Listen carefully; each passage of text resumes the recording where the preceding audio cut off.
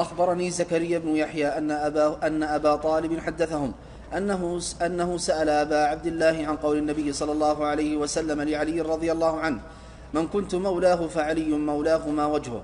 قال: لا تكلم في هذا، دع الحديث كما جاء. نعم، لأنهم يرون الحديث بزيادات، وإلا فقد رواه الترمذي: من كنت مولاه، عن النبي عليه الصلاة والسلام: من كنت مولاه فعلي مولاه.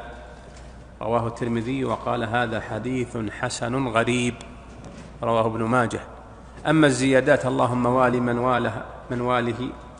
والاه وعاد من عاداه وانصر من نصره واخذل من خذله، فهذه الزيادة غير صحيحة، وهي مكذوبة على النبي عليه الصلاة والسلام، فإن الله جل وعلا لم ينصره على من عاداه في صفين بعدما استحر القتل، فهذا واقع يخالف معنى هذا لو أنه كان ثابتا عن النبي عليه الصلاة والسلام، وهو في الحقيقة غير ثابت.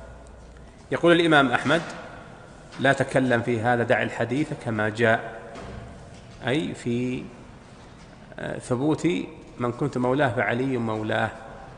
الإمام أحمد يثبته بأن الموالاة هنا بمعنى المحبة والمودة، ليست الموالاة كما يذهب إليها الروافض بأنها الإمامة العظمى، فإن هذا قول مبتدع لم يسبقوا إليه. نعم. السلام عليكم. بسم الله الرحمن الرحيم. اللهم صل على Muhammad wa ali Muhammad. Dans cette vidéo, on raconte l'histoire d'une certaine personne qui était venue voir Imam Ahmed ibn Hanbal pour lui demander des explications sur le hadith Man kuntu mawla fa aliyun mawla. Lorsque le prophète avait dit aux compagnons: si je suis votre tuteur, alors c'est Ali, votre tuteur après moi. Imam Ahmed ibn Hanbal lui a dit: n'en parle pas. Tout simplement, n'en parle pas. Ça, c'est l'imam Ahmed ibn Hanbal. Et le cheikh a répété exactement la même chose que Imam Ahmed ibn Hanbal, parce que tout simplement, d'après lui, dit que le reste de la riwaya, le reste du hadith du prophète sallallahu alayhi wa alayhi, Allahumma wali man wala wa adi man ada wansur man nasara wa a'in man a'ana, c'est-à-dire que Allah soit avec celui qui aide Ali, qui prête allégeance à Ali, et que Allah soit l'ennemi des ennemis de Ali, et que Allah aide ceux qui aident Ali alayhi salam. Donc ce cheikh-là a dit tous ces termes-là après Fa'aliyun Mawla ont été rajoutés par les chiites, tout simplement, ont été rajoutés par les chiites, et le hadith devrait s'arrêter à Man kuntu mawla fa aliyun mawla. Pourquoi? Parce que tout simplement ils savent très bien qu'il y avait beaucoup de sahaba qui étaient contre Ali, beaucoup de sahaba qui étaient ennemis de Ali, beaucoup de sahaba qui ont fait la guerre à Ali, et beaucoup de sahaba qui insultaient Ali. Ces cheikhs-là n'ont trouvé deux solutions que de démentir le reste de cette riwaya, de ce hadith. Et même si on se contentait uniquement de Allahumma man kuntu mawla fa aliyun mawla, si je suis votre tuteur, alors c'est Ali votre tuteur, cela prouve que c'est Ali qui devrait être le tuteur, le calife, l'imam, le successeur du prophète. Si on s'arrêtait seulement à ça, c'est vraiment suffisant. Mais si on lit, ou si on lisait les références sunnites, comme je l'avais fait sur ma dernière vidéo, on trouve que ce hadith-là, Man kuntu mawla fa aliyun mawla, ainsi que Allahumma wali man wala wa adi man ada wansur man nasara wa a'in man a'ana, est vraiment authentique, parce que la première version existe dans Masdar Majma' al-Zawaid,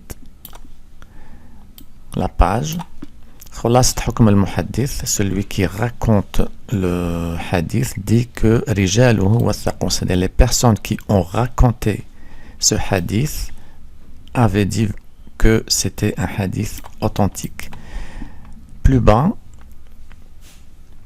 ce même hadith existe dans Ibn Majah, Ahmed, et c'est Al-Albani qui l'a rapporté. Et il dit quoi? Albani dit que ce hadith est authentique. Et dans ce hadith-là, on trouve quoi? On trouve Alastu awla bil mu'minin min anfusihim, suis-je votre tuteur? C'est le prophète qui disait aux compagnons, votre tuteur. Les compagnons avaient dit, bien sûr, certainement. Le prophète leur a dit, dans ce cas-là, c'est Ali, alayhi salam, qui sera votre tuteur après moi. Allahumma wali man wala, Allahumma adi man ada, que Allah soit avec ceux qui sont avec Ali, et que Allah soit l'ennemi des ennemis de Ali.